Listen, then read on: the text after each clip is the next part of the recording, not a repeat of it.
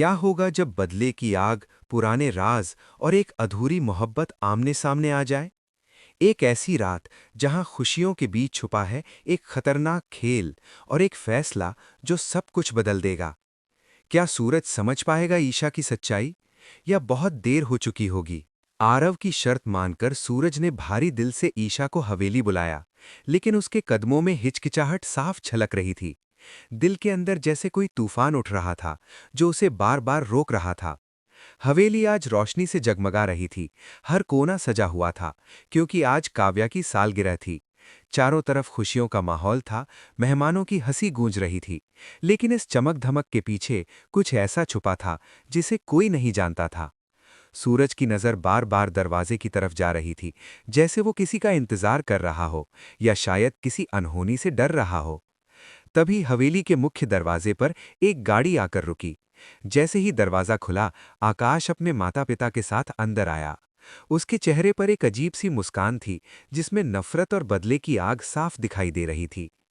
ताई माँ की नज़र जैसे ही आकाश पर पड़ी, उनका चेहरा डर से सफ़ेद पड़ गया। उनके हाथ कांपने लगे, जैसे किसी पुराने जख्म को फिर से छेड़ दिया गया हो। उनकी आंखों में वो पुरानी यादें ताज़ा हो उठी, जब इस परिवार ने उन्हें अपमानित किया था। वो डर के मारे कुछ बोल नहीं पाईं, बस चुपचाप एक कोने में खड़ी हो गईं। उधर आकाश अपने पिता के साथ धीरे धीरे आगे बढ़ा, जैसे वो किसी खास मकसद से यहाँ आया हो। उसने चारों तरफ नजर दौड़ाई और फिर उसकी नजर सूरज पर टिक गई। उसके होठों पर एक खतरनाक मुस्कान फैल गई, मानो वो पहले से ही अपनी चाल में जीत चुका हो। इसी बीच ईशा भी हवेली में दाखिल हुई। उसकी आंखों में घबराहट थी, लेकिन साथ ही एक अजीब सा साहस भी, जैसे वो जानती हो कि आज कुछ बड़ा होने वाला है। सूरज ने जैसे ही उसे देखा, उसके दिल की धड़कन तेज हो गई। वो उससे बात करना चाहता था, लेकिन उसके अंदर की उलझन उसे रोक रही थी। पार्टी अपने पूरे शबाब पर थी। हर कोई काव्या को जन्मदिन की बधाइयां दे रहा था, लेकिन आकाश की नजरें हर पल सूरज का पीछा कर रही थी। तभी उसने अपने पिता के साथ मिलकर पहली चाल चली। उन्होंने चुपके से जूस के गिलास में नशीली दवा मिला दी, जिसे सूरज तक पहुंचाना था।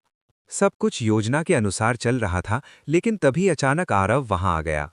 उसकी तेज नजरों ने कुछ गड़बड़ महसूस कर ली।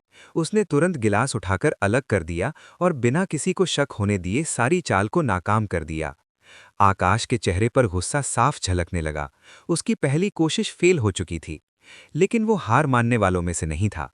उसने तुरंत अपनी अगली योजना पर काम शुरू कर दिया। वो चुपके से सजावट की लाइटों के पास गया और उनमें छेड़छाड़ करने लगा। उसका इरादा साफ था, जैसे ही सही मौका मिलेगा, पूरे हॉल को अंधेरे में डुबोकर वो सूरज पर हमला करेगा। ईशा दूर खड़ी सब कुछ देख रही थी। उसकी आंखों में डर था, लेकिन वो समझ चुकी थी कि आकाश कुछ बहुत गलत करने वाला है। उसका दिल जोर जोर से धड़कने लगा। वो सूरज को चेतावनी देना चाहती थी, लेकिन हालात ऐसे थे कि वो सीधे कुछ कह नहीं पा रही थी। तभी काव्या केक काटने के लिए आगे बढ़ी। सब लोग तालियां बजाने लगे, माहौल खुशियों से भर गया। लेकिन उसी पल अचानक पूरे हॉल की लाइट चली गई। चारों तरफ घना अंधेरा छा गया। लोगों की हंसी अचानक चीखों में बदलने लगी। इस अंधेरे में कोई चुपके से आगे बढ़ रहा था, किसी खतरनाक इरादे के साथ। और सूरज को जरा भी अंदाजा नहीं था कि अगले ही पल उसकी जिंदगी हमेशा के लिए बदलने वाली है। हवेली के विशाल हॉल में जैसे ही लाइट गई, चारों तरफ अफरा तफरी मच गई। कुछ लोग घबराकर इधर-उधर भागने लगे, तो कुछ अपनी जगह पर ही ठिठक गए। अंधेरा इतना घना था कि कोई किसी को पहचान नहीं पा रहा था। लेकिन इस अंधेरे में एक इंसान था जो बिल्कुल नहीं घबराया, बल्कि इसी पल का इंतजार कर रहा था, आकाश। उसकी आंखों में बदले की आग और भी भड़क उठी। उसने धीरे धीरे अपनी जेब से एक नुकीली चीज निकाली, जिसकी हल्की सी चमक भी उस घने अंधेरे में खतरनाक लग रही थी। उसका हर कदम नपा तुला था, जैसे वो पहले से ही इस रास्ते को नाप चुका हो। उसकी नजरें सिर्फ एक ही शख्स को ढूंढ रही थीं, सूरज। उधर सूरज अंधेरे में खड़ा था, थोड़ा घबराया हुआ, लेकिन समझ नहीं पा रहा था कि अचानक ये सब क्या हो गया। वो आसपास लोगों को शांत रहने के लिए कह रहा था, लेकिन उसके अपने दिल की धड़कनें ही उसे धोखा दे रही थीं। उसे महसूस हो रहा था कि कुछ बहुत गलत होने वाला है। ईशा का दिल तेजी से धड़क रहा था।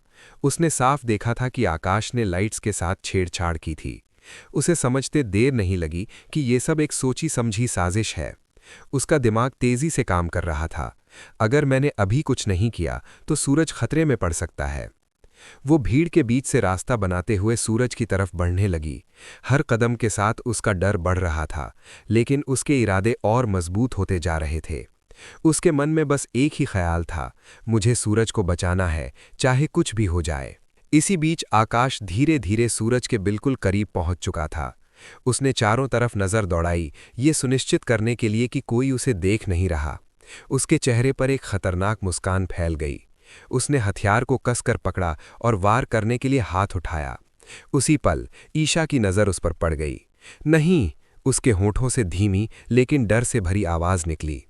वो बिना एक पल गवाए पूरी ताकत से सूरज की तरफ दौड़ी। समय जैसे थम सा गया था। हर चीज स्लो मोशन में हो रही थी। आकाश का हाथ हवा में था, सूरज अनजान खड़ा था और ईशा उसकी तरफ बढ़ रही थी। जैसे ही आकाश ने वार करने के लिए हाथ आगे बढ़ाया, ईशा अचानक बीच में आ गई। अगले ही पल एक दर्द भरी चीख गूंजी, आह! हॉल में सन्नाटा छा गया। ईशा जमीन पर गिर चुकी थी, उसके हाथ से खून बह रहा था। वो चोट सीधे उसी वार की वजह से लगी थी जो सूरज के लिए था। सूरज की आंखें डर और हैरानी से फैल गईं। उसे कुछ समझ ही नहीं आया कि अभी अभी क्या हो गया। ईशा! सूरज चीख पड़ा। उसकी आवाज में घबराहट साफ झलक रही थी। वो तुरंत नीचे झुका और ईशा को संभालने लगा। उसका दिल जोर जोर से धड़क रहा था, जैसे वो सीने से बाहर आ जाएगा। उसने अपने हाथों से ईशा के जख्म को दबाने की कोशिश की, लेकिन खून रुकने का नाम नहीं ले रहा था। उधर आकाश एक पल के लिए सन्न रह गया। उसे उम्मीद नहीं थी कि कोई उसके बीच में आ जाएगा, वो भी ईशा। उसके चेहरे पर घबराहट और गुस्सा एक साथ दिखने लगे। उसने जल्दी से अपने हथियार को छुपाया और भीड़ में गायब होने की कोशिश करने लगा। तभी अचानक लाइट वापस आ गई। पूरे हॉल में रोशनी फैल गई और सबकी नज़रें एक ही जगह पर जाकर ठहर गईं, सूरज और ईशा।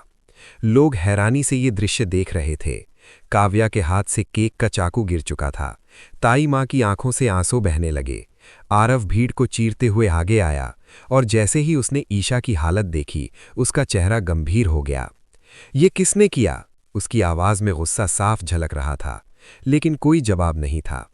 सूरज के हाथ कांप रहे थे। उसने कभी सोचा भी नहीं था कि ईशा उसके लिए जान खतरे में डाल देगी। उसके मन में एक के बाद एक सवाल उठने लगे। क्यों? आखिर क्यों उसने ऐसा किया? क्या वो सच में? ईशा की सांसें धीरे धीरे कमजोर हो रही थीं। उसने मुश्किल से अपनी आंखें खोली और सूरज की तरफ देखा। उसके होंठ कांप रहे थे, जैसे वो कुछ कहना चाहती हो। सूरज, तुम ठीक हो ना? उसने धीमी आवाज में कहा। सूरज की आंखों में आंसू आ गए। वो पूरी तरह टूट चुका था। उस पल पहली बार उसके दिल ने उसके दिमाग से सवाल किया, क्या मैं अब तक ईशा को गलत समझता रहा? लेकिन सच अभी भी अधूरा था और आकाश अभी भी भीड़ में कहीं छुपा हुआ था, अपनी अगली चाल सोचते हुए। ये तो बस शुरुआत थी, असली खेल अभी बाकी था। हॉल में फैली रोशनी के बावजूद माहौल अब भी भारी और डरावना था। हर कोई स्तब्ध खड़ा था, जैसे किसी ने समय को रोक दिया हो। जमीन पर गिरी ईशा, उसके हाथ से बहता खून और उसके पास बैठा सूरज, ये दृश्य किसी बुरे सपने से कम नहीं था। सूरज की सांसें तेज हो रही थीं, उसके हाथ खून से सने हुए थे, लेकिन उसे इस बात की कोई परवाह नहीं थी। उसकी पूरी दुनिया उस वक्त बस ईशा तक सिमट गई थी। वो बार बार उसके चेहरे को थपथपा रहा था। ईशा, आंखें खोलो, कुछ नहीं होगा तुम्हें, मैं हूं ना। उसकी आवाज कांप रही थी। ईशा ने मुश्किल से अपनी आंखें खोली। दर्द साफ उसके चेहरे पर झलक रहा था, लेकिन फिर भी उसके होठों पर हल्की सी मुस्कान थी, जैसे उसे इस बात की तसल्ली हो कि सूरज सुरक्षित है। मैंने कहा था ना, तुम्हें कुछ नहीं होने दूंगी, उसने धीमी आवाज में कहा। सूरज के दिल में जैसे किसी ने जोर से चोट कर दी हो। उसकी आंखों में पछतावा साफ दिखाई देने लगा। उसे वो हर पल याद आने लगा जब उसने ईशा पर शक किया, उसे गलत समझा, उससे दूरी बनाई। मैंने तुम्हें कभी समझा ही नहीं, सूरज बुदबुदाया। और तुम मेरे लिए अपनी जान दे रही हो? उधर आरव ने तुरंत स्थिति संभाली। उसने कुछ लोगों को एम्बुलेंस बुलाने के लिए कहा और बाकी लोगों को पीछे हटने का इशारा किया।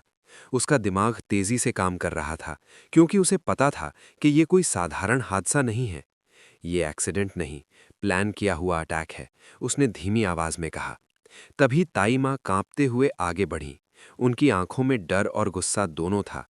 उन्होंने चारों तरफ नजर दौड़ाई, जैसे किसी को ढूंढ रही हों। आकाश, ये उसी का काम है, उन्होंने दबी हुई आवाज में कहा। ये सुनते ही सूरज की आंखों में गुस्सा भर गया।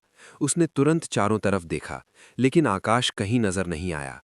वो भीड़ का फायदा उठाकर पहले ही वहां से निकल चुका था। आकाश हवेली के पीछे वाले रास्ते से बाहर निकल रहा था। उसके चेहरे पर गुस्सा और बेचैनी साफ थी। उसकी योजना पूरी तरह सफल नहीं हुई थी, लेकिन उसने जो करना चाहा था उसका एक हिस्सा पूरा हो चुका था। उसने सूरज की जिंदगी में तूफान ला दिया था। ये खत्म नहीं हुआ है सूरज, उसने खुद से कहा। अब तो खेल शुरू हुआ है। वहीं दूसरी तरफ एम्बुलेंस की आवाज हवेली के बाहर गूंजने लगी। कुछ ही पलों में डॉक्टर अंदर आए और ईशा को स्ट्रेचर पर लिटाया गया। सूरज उसका हाथ पकड़े हुए था, जैसे वो उसे छोड़ना ही नहीं चाहता। मैं तुम्हें कुछ नहीं होने दूंगा, उसने दृढ़ता से कहा। जैसे ही ईशा को एम्बुलेंस में ले जाया गया, सूरज भी उसके साथ बैठ गया। उसकी आंखों में अब डर के साथ साथ एक नया एहसास था, प्यार और उसे खोने का डर। अस्पताल पहुंचते ही डॉक्टरों ने तुरंत ईशा को ऑपरेशन थिएटर में ले लिया। बाहर इंतजार कर रहे सूरज के लिए हर सेकंड एक सदी के बराबर लग रहा था। उसके मन में बस एक ही सवाल बार बार घूम रहा था, अगर उसे कुछ हो गया तो। आरव उसके पास खड़ा था। उसने सूरज के कंधे पर हाथ रखा। अब भी वक्त है, सच को समझ लो, उसने कहा। सूरज ने उसकी तरफ देखा। उसकी आंखों में आंसू थे। सच तो आज मेरे सामने है आरव, मैं ही अंधा था। समय धीरे धीरे बीतता गया। हर पल भारी था। आखिरकार ऑपरेशन थिएटर का दरवाजा खुला। डॉक्टर बाहर आए। अब खतरे से बाहर है, उन्होंने कहा। ये सुनते ही सूरज की आंखों से आंसू बह निकले। उसने राहत की सांस ली, जैसे उसे उसकी दुनिया वापस मिल गई हो। कुछ देर बाद उसे ईशा से मिलने की इजाजत मिली। वो धीरे धीरे कमरे में गया। ईशा बेड पर लेटी थी, कमजोर लेकिन सुरक्षित। सूरज उसके पास बैठ गया। उसने धीरे से उसका हाथ थामा। क्यों किया तुमने ये सब? उसकी आवाज धीमी थी। ईशा ने हल्की सी मुस्कान के साथ उसकी तरफ देखा। क्योंकि मैं तुमसे प्यार करती हूं, उसने कहा। ये सुनकर सूरज की आंखें भर आईं। उसने पहली बार बिना किसी झिझक के अपने दिल की बात कही। मैं भी, और अब मैं तुम्हें कभी अकेला नहीं छोड़ूंगा। लेकिन कहानी यहीं खत्म नहीं होती। दूर कहीं आकाश एक नई चाल की तैयारी कर रहा था। उसकी आंखों में अब पहले से भी ज्यादा खतरनाक इरादा था। क्या सूरज और ईशा का प्यार इस नए तूफान का सामना कर पाएगा, या फिर बदले की आग सब कुछ जलाकर राख कर देगी? जारी रहेगा।